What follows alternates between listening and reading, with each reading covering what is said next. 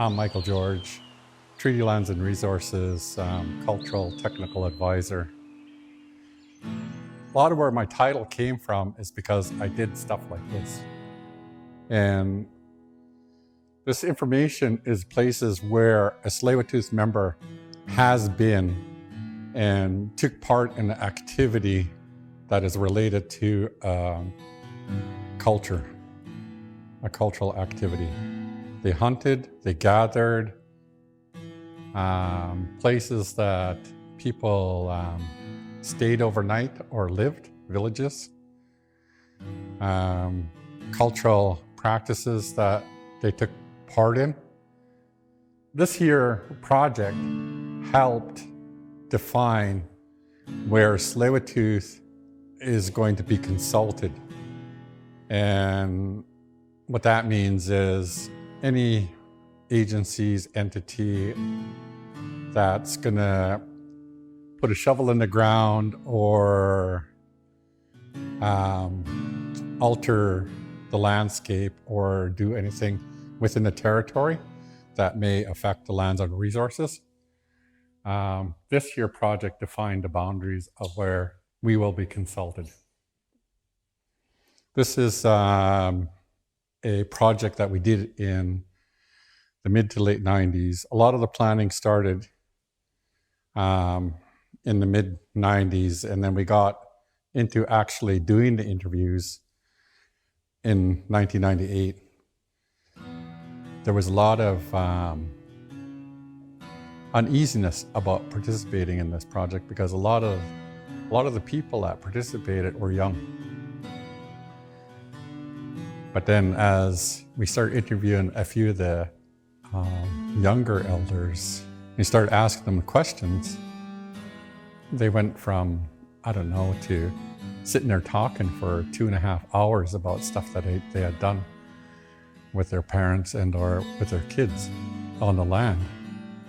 So knowing that it was a cultural practice was a thing that, you know, they weren't taught back in the day. So that turned our 30, 40 interviews into almost 100. But this is the line that we got from the project that we had done. And this is a line that the province, the Ministry of, God, they changed their names so many times now, Forest, Lands, Resources. It used to be Minister of Forestry back in the day, but this is the line that they gave back to us and said, this is where we're going to consult Tsleil-Waututh Nation on. And it's way different than what our statement of intent is for our treaty. But in this red circle here, our red polygon, is where Tsleil-Waututh had actively participated on the lands and waters. We are the stewards of the land. So we look after what's inside this here red line and take care of all our cultural and heritage assets, which could amount from anything from a bug to a mountain. So if people wanted to come and develop here, they would go, what do you use this area for? Or what would you use it for? And that's where we'd go, well, this is where we pick berries, and this is where we dig clams, and this is where our horses live. And they're like, well, I want to put a log dump here, or a log boom here. And it's like, well, that's gonna kill the clams. That's gonna kill the kelp.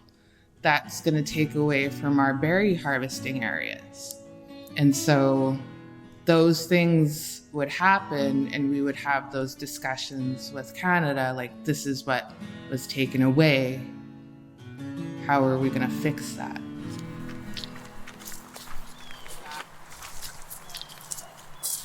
So you can see like evidence of the concrete over there, like big chunks of it sitting there. And then these wood pilings that are sticking up, those are the log booms. that were put in here for the logging industry. Like before contact, all the trees, they were so big that it'd take like 30 people to wrap their arms around them. They'd boom them out here, so they'd tie them up and have them out here. And it was like from here all the way to the reserve that they had those log booms. So that's like a stage where this land changed. Like we're talking about having grass for the horses, and that disappeared when the log booms came in. And then when the rock quarry came in, that changed this land formation altogether, turning it into like an industrial wasteland.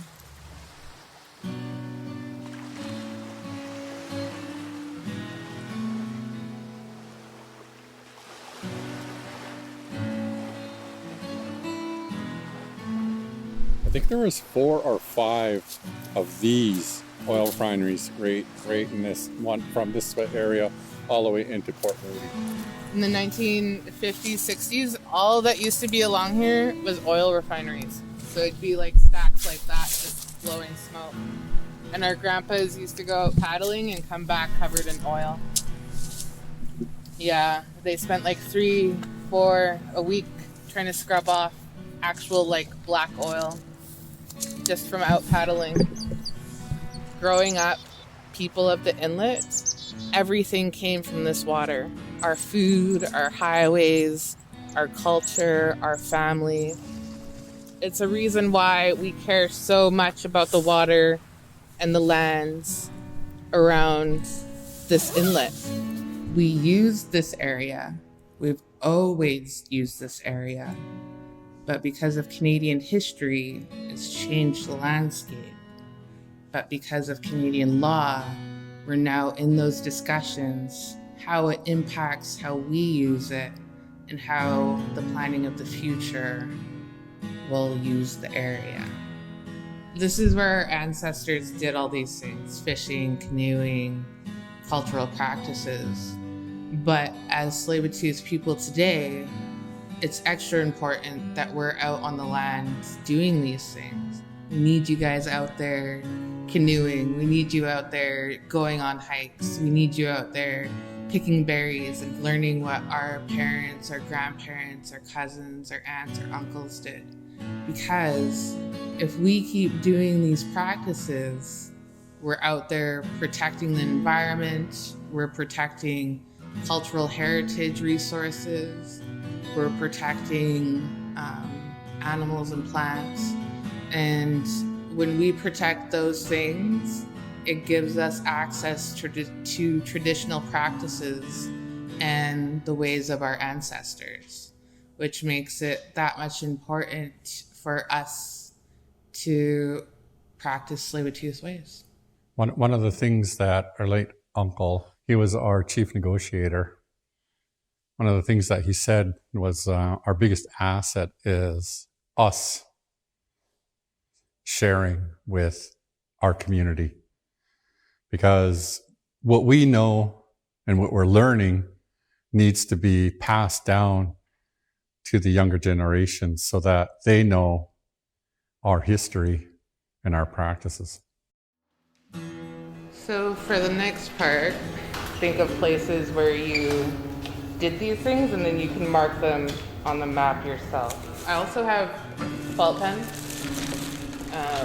If you guys want to use colors for like berry picking or fishing, maybe where you've gone hiking, where you've been out on the land, where you listened to some of the elders or the teachers.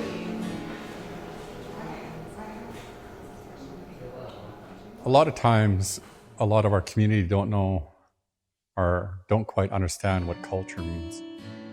The songs and the dances and the longhouse, that's the tip of the iceberg.